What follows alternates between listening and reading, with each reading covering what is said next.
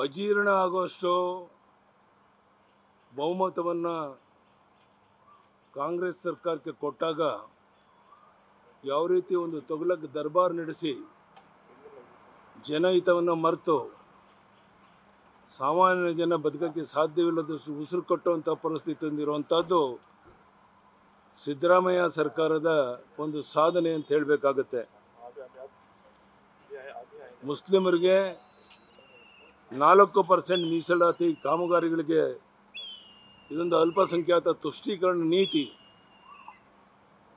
ಉಳಿದ ಹಿಂದೂಗಳು ಏನು ಅಪರಾಧ ಮಾಡಿದ್ರು ನಾವು ಮುಸ್ಲಿಂ ವಿರೋಧಿಗಳಲ್ಲ, ಆದರೆ ಎಲ್ಲರಿಗೂ ಸರಿಸಮಾನವಾಗಿ ನೋಡ್ಕೊಳ್ಬೇಕಾಗಿರುವಂಥದ್ದು ಒಬ್ಬ ರಾಜ್ಯದ ಮುಖ್ಯಮಂತ್ರಿಯ ಕರ್ತವ್ಯ. ಅದನ್ನು ಮಾಡದೇನೆ ಹಿಂದೂಗಳಿಗೆ ದ್ರೋಹ ಮಾಡಿರುವಂಥ ಕೆಲಸವನ್ನು ಮಾಡಿದ್ದಾರೆ. ಪ್ರತಿ ತಿಂಗಳು ಒಂದಲ್ಲ ಒಂದು ರೀತಿ ಬೆಲೆಯನ್ನು ಹೆಚ್ಚಳ ಮಾಡ್ತಾನೇ ಇದ್ದಾರೆ. ತಮಗೆ ಗೊತ್ತಿದೆ, ಇಡೀ ದೇಶದಲ್ಲಿ ಪೆಟ್ರೋಲ್ ಡೀಸೆಲ್ ಬೆಲೆ ಕಡಿಮೆ ಆದರೆ ಕರ್ನಾಟಕದಲ್ಲಿ ಲೀಟರ್ಗೆ ₹3 ಹೆಚ್ಚಳವನ್ನು ಮಾಡಿದ್ದಾರೆ. ಬಸ್ ದರವನ್ನು ಏರಿಕೆ ಮಾಡಿದ್ದಾರೆ. ವಿಶೇಷವಾಗಿ ಮೆಟ್ರೋ ದರವನ್ನು 100% ಹೆಚ್ಚು ಮಾಡಿದ್ದಾರೆ. ಸಾಮಾನ್ಯ ಜನ ಉಪಯೋಗಿಸುವಂಥ ಹಾಲಿನ ದರವನ್ನು ಇನ್ನೆಂದೂ ಇಲ್ಲದ ರೀತಿಯಲ್ಲಿ ಒಂದೇ ಬಾರಿಗೆ 1 ಲೀಟರ್ಗೆ ₹4 ಹೆಚ್ಚಿಸಿದ್ದಾರೆ. ಒಂದೇ ವರ್ಷದಲ್ಲಿ 1 ಲೀಟರ್ ಹಾಲಿಗೆ ಒಟ್ಟಾರೆಯಾಗಿ ₹9 ಹೆಚ್ಚಿಗೆ ಮಾಡಿದ್ದಾರೆ.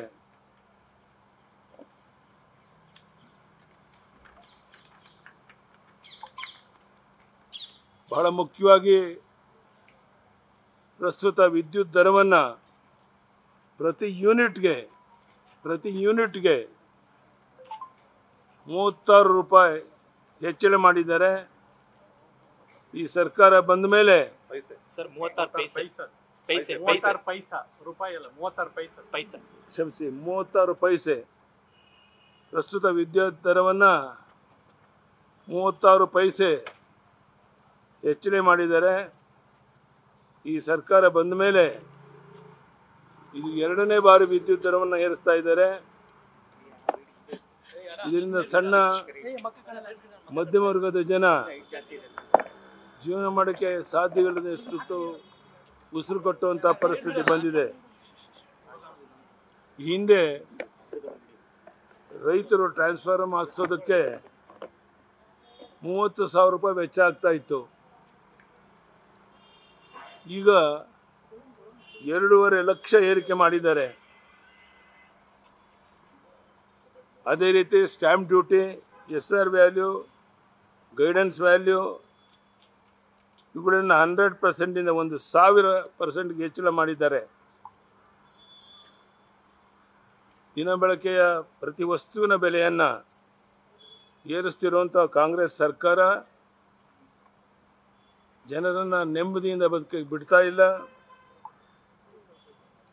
ಸರ್ಕಾರ ಈ ಜನವಿರೋಧಿ ಬೆಲೆ ಏರಿಕೆಯನ್ನು ಕೂಡಲೇ ಹಿಂದಕ್ಕೆ ಪಡಿಬೇಕು ಅಂತೇಳಿ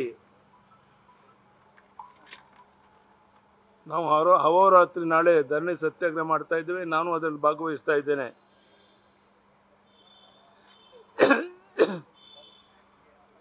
ಈ ಎಲ್ಲ ಬೆಲೆ ಏರಿಕೆಯ ಹಿನ್ನೆಲೆಯಲ್ಲಿ ಸಾಮಾನ್ಯರು ಬದುಕಕ್ಕೆ ಸಾಧ್ಯ ಇಲ್ಲದಿರುವಂಥ ಉಸಿರು ಕಟ್ಟುವಂಥ ಪರಿಸ್ಥಿತಿ ಬಂದಿದೆ. ಬಿಜೆಪಿ ಏಪ್ರಿಲ್ 2ನೇ ತಾರೀಕು ನಾಳೆ 11 ಗಂಟೆಯಿಂದ ಫ್ರೀಡಂ ಪಾರ್ಕ್ನಲ್ಲಿ ಅಹೋರಾತ್ರಿ ಧರಣಿ ಮೂಲಕ ಪ್ರತಿಭಟನೆಯನ್ನು ಪ್ರಾರಂಭ ಮಾಡ್ತಾ ಇದ್ದೇವೆ. ಈ ಹೋರಾಟದಲ್ಲಿ ನಾನು ಸಹ ಭಾಗವಹಿಸ್ತಾ ಇದ್ದೇನೆ. ಯಾರ್ಯಾರು ನೋವನ್ನು ಅನುಭವಿಸ್ತಾ ಇದ್ದಾರೆ, ಪಕ್ಷ ಭೇದ ಮರೆತು ಅವರೆಲ್ಲರೂ ಬಂದು ಈ ಕಾರ್ಯಕ್ರಮದಲ್ಲಿ ಭಾಗವಹಿಸಿ ಈ ಹೋರಾಟವನ್ನು ಯಶಸ್ವಿ ಮಾಡಬೇಕು ಅಂತೇಳಿ ನಾನು ವಿನಂತಿಯನ್ನು ಮಾಡ್ತೇನೆ. ನ್ಯೂಸ್ ಫಸ್ಟ್ ನಿರ್ಭೀತಿಯಿಂದ ನಿಮ್ಮ ಪರವಾಗಿ.